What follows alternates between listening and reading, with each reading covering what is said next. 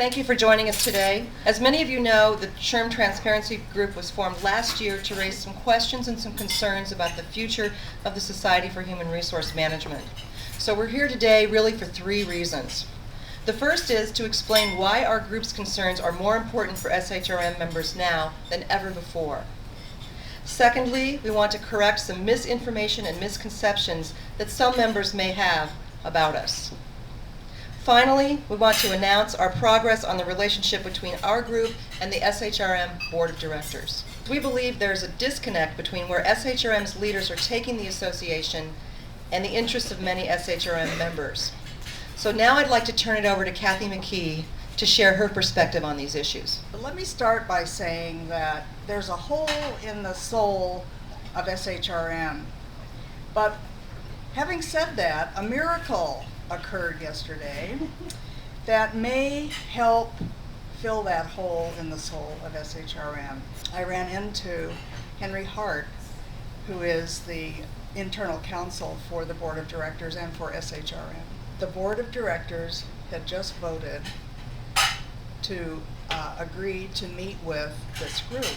The hope is that the board, through this meeting, will help, this is very important, to reestablish a relationship of understanding and respect between the two groups. The issues are, number one, and you've mentioned it already, so I don't need to belabor it, is that the directors had decided to pay themselves fees when we're very unaware of any precedent or competitive pressures for that to take place. The other issue that's come up is that there's not very much precedent for nonprofit directors to fly business class anywhere domestically. Another thing is the elimination of a nonpartisan nominating committee for open board seats, because now the board chooses who will be on the ballot, and the ballot itself doesn't allow for write-in candidates, and there aren't staggered terms, and that's required, I think, by our bylaws. The board itself is sending a mixed message that if we are HR practitioners, we ought to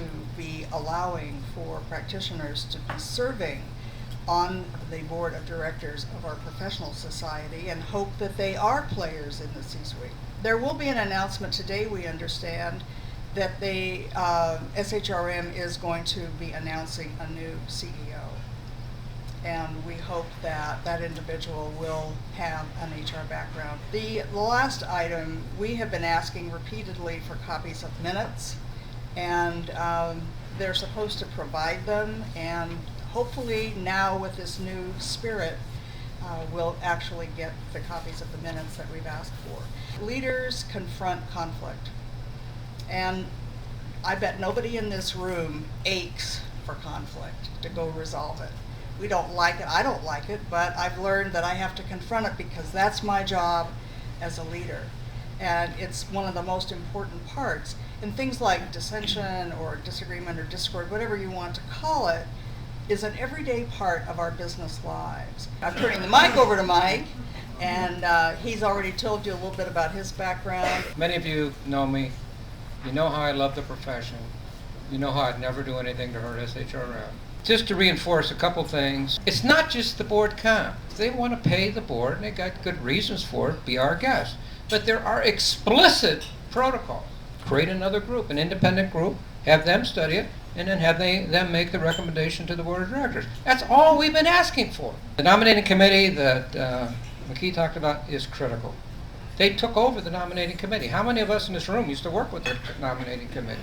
The ballot, those things have to be fixed. We've told them, you made a mistake here. They've been unresponsive. The CEO, it is unconscionable that they take a year. If any one of us as HR professionals were approached by the board of directors and says, find us a CEO, and we said a year later we hadn't found it, we wouldn't be there. The board should have a reasonable number of people certified, especially those who are HR practitioners. The CEO should be certified. Lon was hired, was not certified, and it was, I understand, an understanding that he become certified, and of course he didn't. The chair is not certified. This is deadly.